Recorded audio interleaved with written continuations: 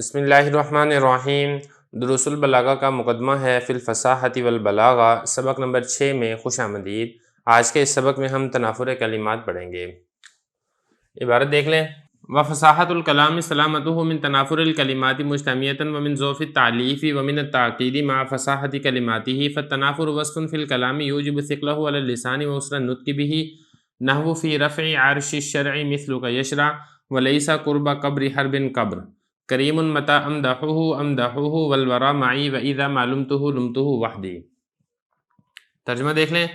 فصاحت کلام کی تعریف کر رہے ہیں۔ فصاحت کلام یہ ہے کہ چند کلمات کے اجتماع سے جو تنافر ہوتا ہے، فصاحت کلام یہ ہے کہ وہ کلام اس سے سلامت رہے اور ضعف تعلیف سے سلامت رہے اور تاکید سے سلامت رہے، اس کے ساتھ ساتھ اس کے کلمات بھی فصیح ہوں۔ اب تنافر کلمات کی تعریف کر رہے ہیں کہ تنافر کلام کے اندر ایسی صفت ہے جو کہ واجب کرتی ہے زبان پر اس کے بھاری ہونے کو اور اس کے بولنے میں تنگی کو، جیسے کہ اس کے آگے مثالیں دی ہیں۔ ایک یہ ہے فی رفع عرش الشرع مثلک یشرع، اور دوسری یہ ہے ولیس قرب قبر حرب قبر، اور تیسرا یہ ہے کریم متی امدحوہ والورا معی واذا ما لمتہ لمتہ وحدی۔ عبارت ہو چکی ہے، ترجمہ ہو چکا ہے، اب چلتے ہیں اس کی تشریح کی طرف۔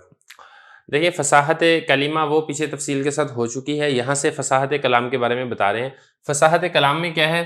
فصاحت کلام کے اندر بھی فصاحت کلمہ کے ساتھ ہے۔ جس طریقے سے فصاحت کلمہ میں 3 خرابیوں سے بچنا ضروری تھا پھر کلمہ فصیح ہوتا ہے، بالکل اسی طریقے سے فصاحت کلام کے اندر 3 خرابیوں سے بچنا یہ لازم اور ضروری ہے، اور اس کے ساتھ ساتھ ایک خوبی کا پایا جانا بھی لازم اور ضروری ہے۔ تو 3 خامیوں سے بچے گا، ایک خوبی پائی جائے گی، تو پھر فصاحت کلام یہ ہوگا۔ اب وہ 3 خرابیاں کون کون سی ہیں؟ ان میں سے پہلی خرابی ہے تنافر کلمات، یعنی جو اس کے کلمات ہیں اس کے اندر تنافر نہ پایا جائے، یہ ایک ہے۔ نمبر 2 ضعف تعلیف، اس کے اندر خرابی ضعف تعلیف والی بھی نہ ہو۔ اور تیسری ہے تاکید، یہ والی خرابی بھی اس کلام کے اندر نہ پائی جائے۔ یہ 3 خرابیاں نہ پائی جائیں، اور ایک اس کے اندر خوبی بھی پائی جائے، وہ یہ ہے کہ اس کے کلمات یہ فصیح ہوں۔ تو جب یہ 3 خرابیاں نہیں پائی جائیں گی اور ایک خوبی پائی جائے گی تو پھر وہ کلام فصیح ہوگا۔ اچھا، اب اس میں تھوڑی سی عبارت کو دیکھ لیتے ہیں تاکہ بات سمجھنی آسان ہو جائے۔ دیکھیں، یہاں پہ یہ فرمایا حضرت نے کہ چند کلمات جو مجتمع ہوں یعنی جمع ہوں، اس کے تنافر سے بھی وہ کلام سلامت رہے۔ بعض اوقات ایسا ہوتا ہے کہ کلمات تو فصیح ہوتے ہیں، لیکن چند فصیح کلمات کے ایک جگہ جمع ہونے سے تنافر پیدا ہو جاتا ہے۔ تو فصاحت کلام کے لیے ضروری ہے کہ فصاحت کلام ایسے کلمات سے بھی محفوظ ہو جو کہ چند کلمات کے جمع ہونے سے جس میں تنافر پیدا ہو رہا ہے۔ باقی تنافر ہوتا کیا ہے وہ آگے آ رہا ہے۔ اور ضعف تعلیف، اس سے بھی بچنا ضروری ہے، اور اسی طریقے سے تاکید، اس سے بھی بچنا ضروری ہے۔ مع فصاحت کلمات ہی، لیکن ساتھ ساتھ اس کے کلمات فصیح ہوں، یہ ہونا بھی ضروری ہے، تب وہ فصاحت کلام ہوگا، وگرنہ فصاحت کلام نہیں ہوگا۔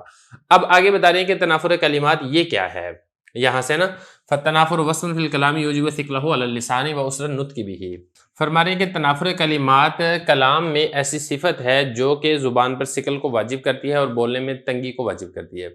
دیکھیں، اس میں ہوتا یہ ہے کہ کلام میں چند کلمات اس طریقے سے جمع ہو جاتے ہیں کہ ان کا تلفظ زبان پر ثقیل ہوتا ہے اور ان کو زبان سے ادا کرنا دشوار ہوتا ہے، اور پڑھنے کے اندر سلاست اور روانگی باقی نہیں رہتی ہے۔ تو دیکھیں، جس طریقے سے چند حروف کے جمع ہونے سے کلمات مفردہ میں تنافر پیدا ہوتا ہے، بالکل اسی طریقے سے چند کلمات کے جمع ہونے سے کلام کے اندر بھی تنافر پیدا ہو جاتا ہے۔ جیسے کہ آگے اس کی مثالیں دے رہے ہیں۔ اب یہ ایسے کلمات ہے کہ اگر ہم ایک ایک کلمے کے اعتبار کریں تو وہ ایک ایک کلمہ فصیح ہے، یعنی اس کے اندر تنافر نہیں ہے، لیکن ان فصیح کلموں کے ایک جگہ پر اکٹھے آنے کی وجہ سے اس کے بولنے کے اندر تنگی یہ پیدا ہو رہی ہے اور اس کا بولنا یہ دشوار ہو رہا ہے۔ پہلی مثال دیکھیں ذرا، فی رفع عرش الشرع مثلک یشرع، اس کا ترجمہ دیکھ لیں۔ شریعت کے عرش کو بلند کرنے میں ہی تیرے جیسا شخص یشرع شروع ہوتا ہے، مشغول ہوتا ہے۔ اب یہاں پہ کچھ الفاظ ہیں وہ دیکھیں، اس میں ایک ہے رفع، دوسرا ہے عرش، اور تیسرا ہے الشرع، اور چوتھا ہے یشرع۔ اب ان میں سے اگر آپ ایک ایک لفظ کی بات کریں گے، رفع ہے، عرش ہے، شرع ہے، یشرع ہے، تو یہ سارے کے سارے جو کلمات ہیں اگر مفرد کے اعتبار سے بات کی جائے تو فصیح ہیں، لیکن ان سب کلمات کے اکٹھے جمع ہونے کی وجہ سے زبان پر ان کا پڑھنا دشوار ہو چکا ہے، اور آپ سلاست اور روانگی کے ساتھ ان الفاظ کو نہیں پڑھ سکتے ہیں، تو بولنے کے اندر تنگی کا سامنا کرنا پڑتا ہے۔ اب ذرا دیکھیں نا، فی رفع عرش الشرع مثلک یشرع، تو بولنے کے اندر دشواری ہو رہی ہے، تو لہذا یہ تنافر کلمات ہے۔ تو یہ پورا کا پورا جو کلام ہے یہاں سے لے کے یہاں تک، اس کلام کو کلام فصیح نہیں کہا جائے گا، وجہ یہ ہے کہ اس کے اندر تنافر کلمات پایا جا رہا ہے۔ اس کے بعد اگلا مثال دیکھیں، ولیسا قربہ قبر حرب قبر، اور حرب بن امیہ کی قبر کے پاس کسی کی قبر نہیں ہے۔ یہ اس مصرے کا ترجمہ ہو چکا ہے. اب اس کا تھوڑا سا شان وروز سمجھیں.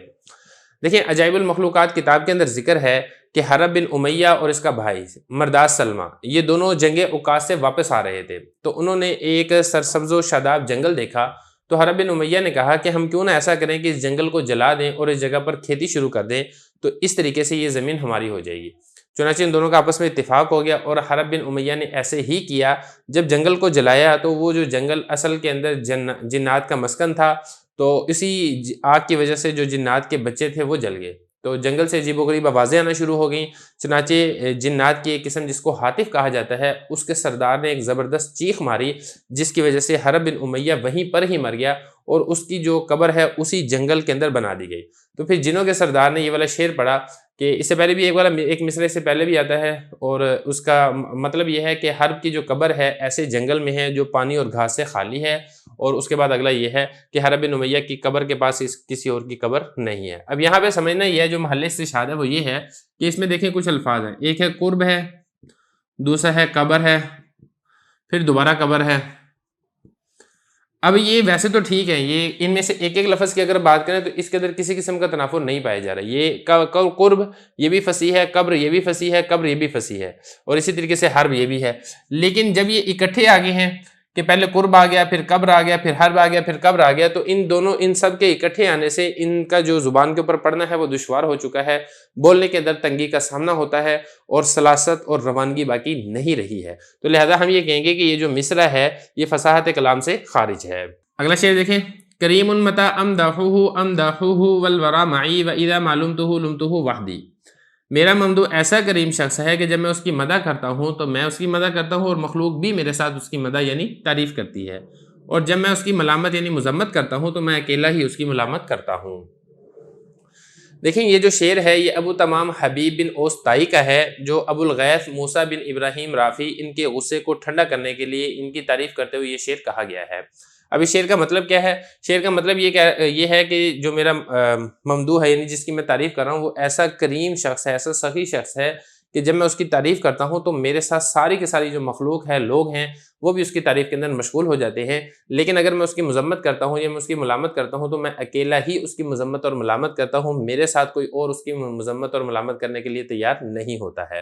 یہ تو ہو گیا شعر کا ترجمہ اور اس کا مطلب. اب چلتے ہیں اس میں جو تنافر پایا جا رہا ہے. اس میں دیکھیں یہ جو ہے نا امدحوہ ان دو لفظوں کا, اب اگر دیکھا جائے تو یہ دونوں کے دونوں لفظ فصیح ہیں, لیکن ان دونوں کا جب اکٹھے آگے ہیں تو ان دونوں کے اکٹھے آنے کی وجہ سے ان کا جو زبان کے اوپر تلفظ ہے وہ دشوار ہو چکا ہے, بولنے کے اندر تنگی کا سامنا ہوتا ہے, سکل یہ بڑھ چکا ہے.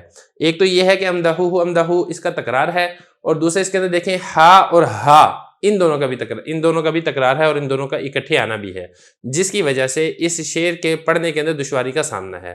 تو لہذا یہ جو شعر ہے اس کے اندر تنافر کلمات پائے جا رہا ہے, اور تنافر کلمات پائے جانے کی وجہ سے یہ جو شعر ہے یہ فصاحت کلام سے خارج ہے. تو یہ تو ہو گیا تنافر کلمات. اس کے بعد آگے ذوف تالیف ہے اور اسی طریقے سے تاکید ہے, وہ ہم انشاءاللہ اس اگلے سبق کے اندر پڑھتے ہیں.